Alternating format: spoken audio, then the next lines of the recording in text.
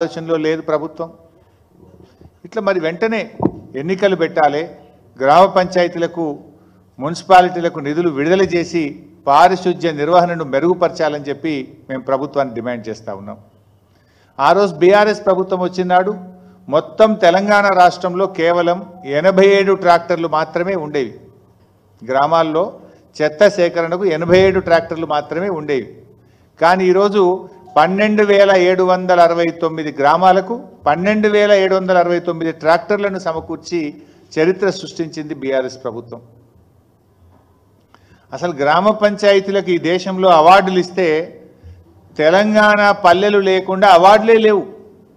గ్రామ పంచాయతీలకు కేంద్ర ప్రభుత్వం ప్రతి సంవత్సరం అవార్డు డిక్లేర్ చేస్తే ఉత్తమ పల్లెలంటే తెలంగాణ పల్లెలు, ఉత్తమ మండలాలంటే తెలంగాణ మండలాలు, ఉత్తమ జిల్లాలు అంటే తెలంగాణ జిల్లాలు ఉండేవి.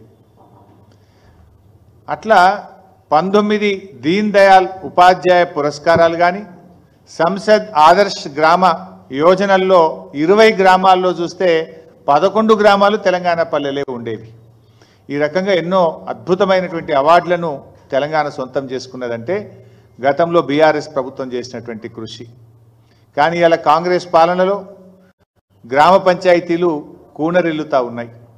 అస్తవ్యస్తమైనటువంటి పాలనతో పల్లెలు కన్నీరు పెట్టే పరిస్థితి ఏర్పడ్డది. 7 నెలల్లో తిరిగి ఇలా మురికి కూపాలుగా మార్చే దిశగా పోతా ఉన్నాయి పల్లెలు. ట్రాక్టర్లు నడిపేందుకు డీజిల్కు డబ్బులు లేవు. అక్కడ పెట్రోల్ బంకుల్లో ఉద్దెర పోస్తలేరు డీజిల్. 4 నెలలు 5 నెలలు ఉద్దెర పోసి ఉద్దెర కూడా బంద్ చేసిండ్రు. పెట్రోల్ పంపులలో ఉద్దెర బంద్ చేస్తే డీజిల్కు డబ్బులు లేక ట్రాక్టర్లు మూలకు పడ్డాయి. ఇది ఇవాళ ఈ పరిస్థితి. ఈ ప్రభుత్వం ఉన్న ట్రాక్టర్లను కూడా నడిపించలేకపోతున్నారు. కొన్ని చోట్ల పాపం పంచాయతీ సెక్రటరీలు అప్పులు చేసి ట్రాక్టర్లో డీజిల్ పోయిస్తూ ఉన్నారు. నిన్న నేను నా నియోజకవర్గానికి వెళ్ళాను. నా నియోజకవర్గానికి వెళ్తే నేనేమి వేగ్గా పొలిటికల్గా మాట్లాడతలేను. స్పష్టంగా అధికారులతో మాట్లాడి క్షేత్రంలో పరిశీలన జరిపి మాట్లాడుతూ ఉన్నా. ఉదాహరణకు సిద్దిపేట జిల్లా చిన్నకోడూరు మండలం అనంతసాగర్ గ్రామం. ఈ అనంతసాగర్ గ్రామంలో పంచాయత్ సెక్రటరీగా ఒక అమ్మాయి రాజవ్వ అని పనిచేస్తూ ఉంది. పరిస్థితి ఎంత ఘోరంగా ఉందంటే ఒక చిన్న ఉదాహరణ చెప్తా.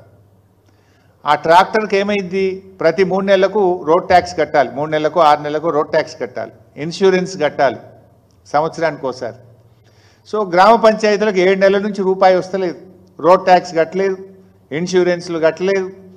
ఆ ట్రాక్టర్ రోడ్డు మీద పోయింది.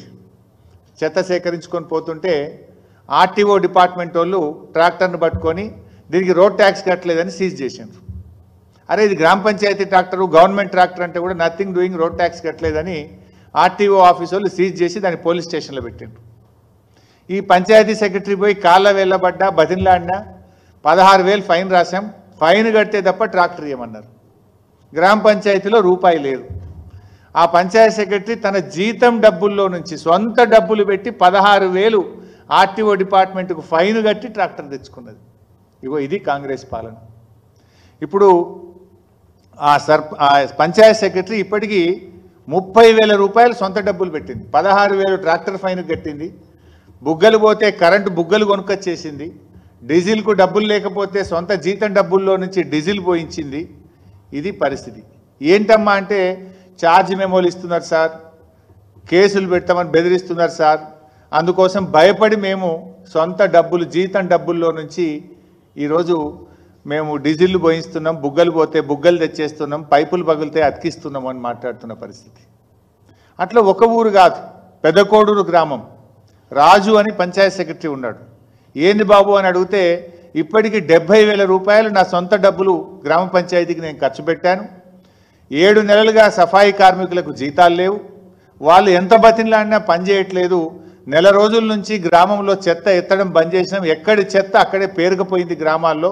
ఏం చేయాలి సార్, 7 నెలలైంది జీతం లేక, ఇక నేను కూడా 70,000 పెట్టి దమ్ముకొచ్చిన, ఇక నాకు పెట్టే పరిస్థితి లేదు, వాళ్ళు పని చేస్తలేరు, డీజిల్కు వాళ్ళు ఉద్దర పోస్తలేరు, ట్రాక్టర్ మూలకు పడ్డది అని చెప్పిన పరిస్థితి.